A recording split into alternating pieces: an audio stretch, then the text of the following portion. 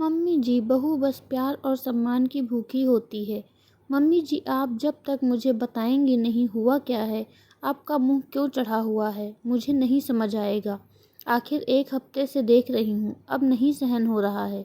ऐसी क्या गलती हो गई है मुझसे? कविता ने अपनी सास योगिता जी से कहा। योगिता जी फिर भी कुछ न बोली और मुंह फुलाए बैठी रहीं। बेटा दिनेश बोला, माँ मुझसे नाराज़ हैं कविता। शायद तुम नहीं जानती, इन्हें लगता है मैं बदल गया हूँ। मैं इनका हर काम टाल देता हूँ। कविता बोली, क्यों, क्या हुआ दिनेश? तुमसे क्या गलती हो गई है?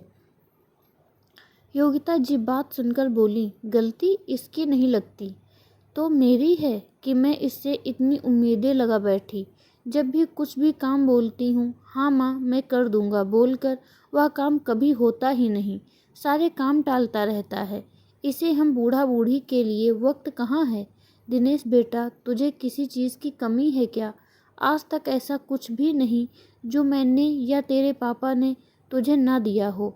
जब तू छोटा था, क्या क्या सपने संजोए थे मैंने। बड़े अरमानों से पाला पोसा तुझे, मगर अब शादी के बाद तू हमारा पहले वाला दिनेश नहीं रहा है। तू बस अपने कामों में व्यस्त रहता है। एक ही बेटा है तू हमारा। अगर तू भी ऐसा व्यवहार करेगा तो हम दोनों बूढ़ा बूढ़ी इस उम्र में कहाँ जाएंगे? दिनेश बोला, माँ मैंने कब ऐसा कहा कि आपने मुझे बड़ा करने में कुछ कमी रखी है? हाँ, मैं बिजी रहता हूँ, जिस वजह से आपके काम करना भूल जाता हूँ। बस इतनी सी बात है और आप बात को कहाँ से कहाँ ले जा रही हैं। और हर बात को मेरी शादी से मत जोड़िए। मैं शादी के पहले भी भुलक्कड़ था, आप अच्छे से जानती हैं। और मैं ऑफिस के बाद कुछ काम पहले भी नहीं करता था, आप जानती हैं। मगर आप हर बात में मेरी शादी को बीच में ले आती हैं। कविता बोली, दिनेश आप शांत हो जाइए। माँ ऐसा क्या काम है जो दिनेश कर सकता है और मैं नहीं? सच कहूँ तो आपने मुझे बस रसोई और घर के कामों के लिए समझ रखा है। मैं भी तो पढ़ी लिखी आज के ज़माने की लड़की हूँ। आप दिनेश से क्यों कहती हैं? वह तो हमेशा सभी के काम टाल देते हैं। आपको कुछ भी काम हो आप मुझे कह दीजिए। दिनेश को अपने ऑफिस की मीटिंग्स और कॉल से फुर्सत हो तो वह दूसरे के काम करे ना।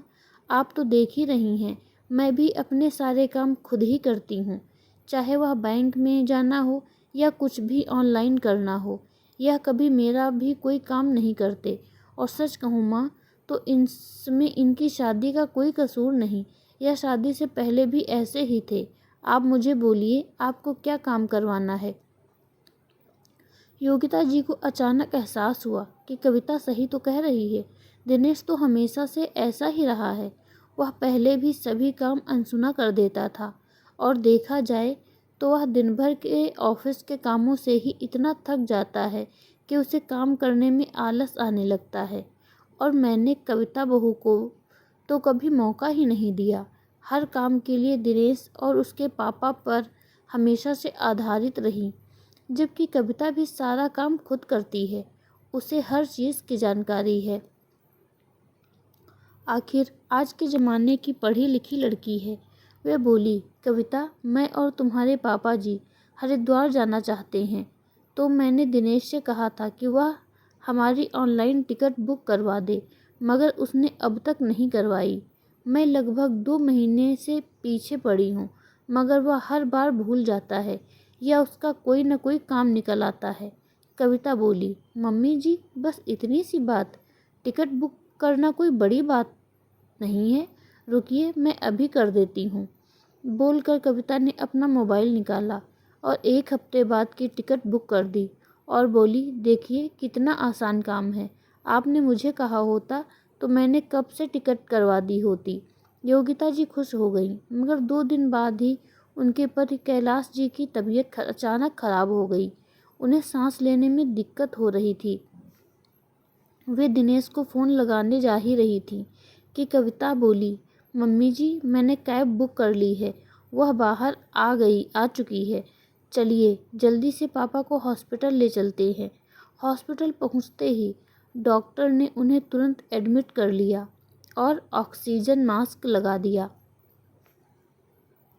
अब पापा जी की हालत में काफ़ी सुधार था।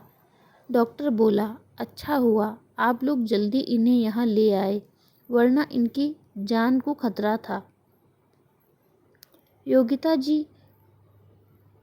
जी की पलकें भीग गईं और उन्होंने कविता को शुक्रिया कहा। वे बोली, सच बहू, आज तेरी वजह से तेरे पापा जी की जान बच पाई है। तू ना होती तो क्या होता। मैं हमेशा से गलत थी। मैंने कभी सोचा ही नहीं कि बेटी बनाकर रखो तो वह बेटे से कम नहीं। मैं हर काम के लिए दिनेश पर आधारित थी। मैंने तुझे बहू को हमेशा बहू समझा, मगर मैं भूल गई कि जिस तरह बेटी बेटों से हर काम में आगे बढ़ गई हैं, वैसे बहू भी तो हर क्षेत्र में आगे बढ़ गई है, क्योंकि बहू भी किसी की बेटी है। आज कविता को भी सासू माँ की बात प्रोत्साहित कर गई। वह बोली, जी मम्मी जी, एक बहू बस प्यार और सम्मान की भूखी रहती है। वह तो बस यही चाहती है कि जिस तरह ससुराल वाले अपने बेटे को मान सम्मान और प्यार देते हैं, उसी तरह एक बहू को भी दे। मगर होता उसके उल्टा है। जो बहू अपना सब कुछ छोड़कर ससुराल आती है, उसे सिर्फ चूल्हे चौके में फूंक दिया जाता है। वह अपना वजूद तलाशती रहती है, मगर ससुराल में उसकी जगह मात्र रसोई या बाकी घर के कामों में दिखती है। वह भी सारे काम करना चाहती है, मगर ससुराल में उसे कोई मौका ही नहीं देता। काश आपकी तरह दुनिया की हर सास अपनी बहू को भी मौका दे, क्योंकि एक बहू बस प्यार और सम्मान की भूखी होती है। दिनेश जब तक ऑफिस से हॉस्पिटल पहुंचा, कैलाश जी ठीक थे। दिनेश को उन्हें देखकर जान में जान आई। वह बोला, माँ, आपने मुझे पहले फ़ोन नहीं किया। हॉस्पिटल में एडमिट करके आप लोगों ने मुझे बताया। माना मैं काम थोड़ी देरी से करता हूँ, मगर यह तो पापा की जान का सवाल था। योगिता जी बोली, तेरी पत्नी न होती तो आज तेरे पापा जिंदा न होते। आज एक बहू ने साबित कर दिया है कि वह घर के बेटे से कम नहीं होती। बहू, हमारे हरिद्वार के टिकट कैंसिल करवा दो। अब तो तुम्हारे पापा जी को आराम करना पड़ेगा। कविता बोली, मम्मी जी, वे तो कैंसिल करा दिए और अगले महीने के करवा दिए हैं। और हाँ, आप दोनों अकेले नहीं जाएंगे, मैं भी आपके साथ चल रही हूँ, क्योंकि इस अवस्था में आप दोनों को अकेले नहीं जाने दे सकती। वहाँ आप दोनों का ध्यान मैं रखूँगी। वैसे भी इस उम्र में कोई एक ऐसा साथ में होना चाहिए जो यहाँ वहाँ भाग सके।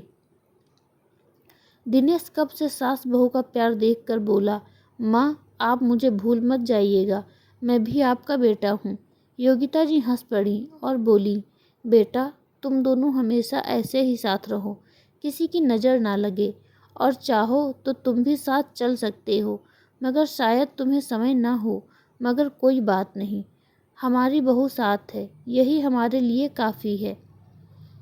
सभी एक साथ हंस पड़े और दिनेश बोला, माँ, मैं कल ही ऑफिस में बॉस से छुट्टी के विषय में बात करूँगा, ताकि मैं भी आप लोगों के साथ चल पाऊँ। आपको यह कहानी कैसी लगी हमें कमेंट में ज़रूर बताएं। मिलते हैं अगली कहानी में। धन्यवाद।